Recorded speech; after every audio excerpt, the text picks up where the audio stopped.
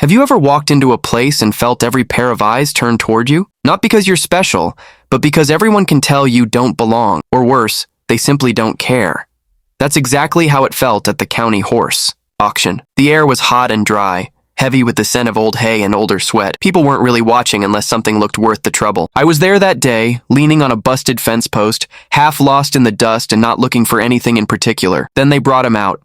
A sad-looking gelding, ribs showing like piano keys, one leg dragging like he wished he could leave it behind. People chuckled and called him a project. The auctioneer barely bothered with an opening bid. $1, folks. Don't all jump at once, he said. And everyone laughed without shame. But I saw something else. Or maybe I just saw myself in him. His eyes weren't wild, just tired, like life had beaten him down, but he hadn't given up. I raised my hand. $1, I said. The auctioneer squinted at me like he was waiting for someone serious, but no one else spoke. Sold to the man in the back, he called. The crowd snickered. Someone muttered, ought to pay you to take him. I just nodded, took the rope, and walked him out of there. We were both quiet, both limping a little. On the way to my truck, I said, my name's Samson. Don't know what to call you yet, but we'll figure it out. He didn't resist, didn't flinch, just stepped into the trailer like he'd done it 100 times before. My place wasn't much, a few acres left after years of drought and hard luck. The barn leaned like an old man in the wind. The fences only kept in the animals that didn't want out. Still, I gave him the best stall, laid down fresh straw, filled the water bucket, and then sat on the porch under the wide, empty sky. I felt the weight of everything I'd lost and didn't know why I'd just spent my last dollar on a broken-down horse. Sometimes I go to those auctions just to see what gets left behind. Maybe it's habit. Maybe it's grief. Ever since I lost my son, Luke, and buried my old Mustang, Cypress, I think I started collecting ghosts instead of friends. But something about this horse felt different. I named him Dusty the next morning. Seemed fitting for something more dirt than hope. The days blurred together. I didn't push him. I fed him, talked to him, let him choose how close to come. Slowly, he started eating more, even put some weight on that bad leg. When I brushed him, he didn't shy away. Just watched me with those tired, cautious eyes like he was waiting for something bad to happen. One night I found myself telling him about Luke, how we fought, how Luke left, and how I'd check every auction hoping maybe I'd find him saving some horse. I told Dusty he was the first one I'd brought home since. Maybe that's why I left the stall door open a little that night, just enough to hear Dusty breathe in the dark. With time, patience, and a lot of oats, Dusty began to come back. His limp faded, his coat started to shine, and his eyes held a flicker of something close to trust. We worked in the round pen, no saddle, just a rope halter and patience. He circled, wary but willing. And then, one day, he stopped, turned, and faced me. Head low, I nodded. That's how it starts. Hope doesn't always come charging in. Sometimes it sneaks up quiet. Training him wasn't about breaking his spirit. It was about proving not every hand hurts. First came the saddle blanket, then the saddle, then the bit. He resisted less each time. The first ride, we just walked, slow and steady. I talked nonsense, and he listened with those big, thoughtful eyes. That night, I drank coffee and watched the world grow still, something in my chest loosening for the first time in years. Then, out of nowhere, a shiny truck I didn't recognize pulled into the driveway. A man stepped out, tall, about my age, but with eyes I'd know anywhere. Luke, my son. 12 years gone. He looked at me, paused, then said, "Hey, Dad." He'd heard about the auction, about the half-dead horse I brought home.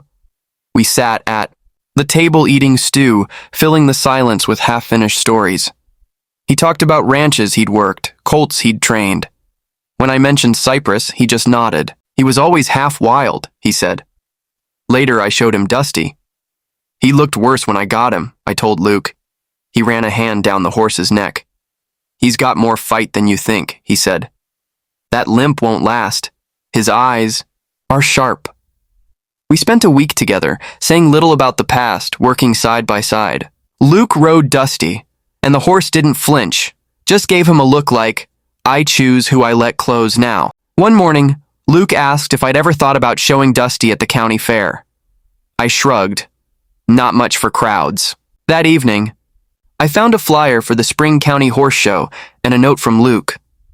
I'll ride him if you let me, or stand by your side if you change your mind. I stayed up all night thinking. Come morning, I found Luke in the pasture and said, if you think he's ready, we'll go. For 3 weeks we trained, and every day Dusty looked a little more like the horse I'd hoped he could be.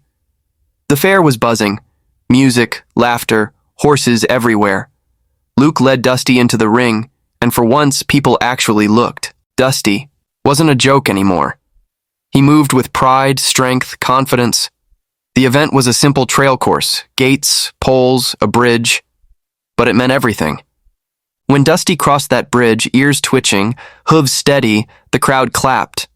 He took second place, just behind a young girl on a perfect quarter horse, but it didn't matter. Dusty had already won. After the show, Luke lingered near the trailer. You thinking about leaving again? I asked. He hesitated. I've got places to go, he said, but I don't know anymore. I told him I wasn't asking him to stay, just that there was work to do, fences to fix, pastures that needed someone who cared. I wasn't offering a job, just a place, a choice, something to build if he wanted. That night, we sat on the porch under the stars saying nothing, and for the first time in a long time, that silence felt like peace. Everything blinked into place. For once, the silence between us wasn't heavy.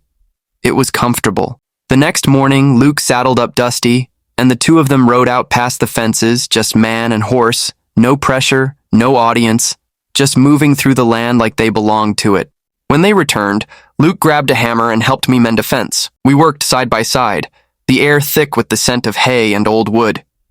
No grand speeches, no dramatic goodbyes, just the quiet, steady rhythm of something beginning to heal. A week later, restlessness found him again. Luke said a friend in Montana needed an extra hand on a cattle drive. If Dusty's willing, he said, I'd like to take him. I nodded. He's your horse now, too. Before he left, I handed him my father's old brass spur. You can't lead with pressure if you never let up, I told him. We shook hands, two men who had finally found something worth holding. On to. As I watched them drive off, the dust rising in the red light of evening, I didn't feel empty. I felt ready. A week later, a letter came. Luke wrote, Dusty crossed the river like he owned it. First day out, he outworked every other mount. You weren't broken. Just waiting for the right hand. Maybe I was too. I left the letter on the table and looked out at the empty corral, smiling. Somewhere out in Montana, Luke sits by a campfire. Dusty grazing nearby.